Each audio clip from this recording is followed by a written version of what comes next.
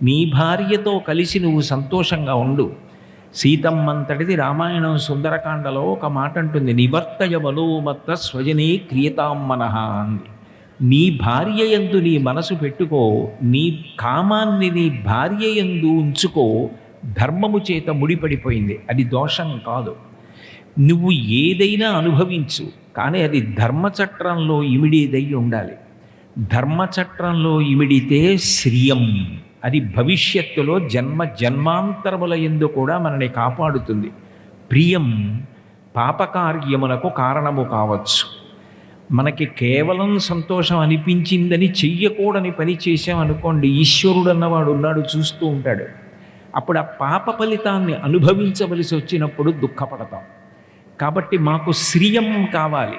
శ్రియం అంటే ఎప్పుడూ ధర్మచక్రంలో ఇవిడే పనులే చెయ్యాలి. అటువంటి బుద్ధిని ఇవ్వగలిగిన వాడు ఎవరంటే అగ్నిహోత్రుడు.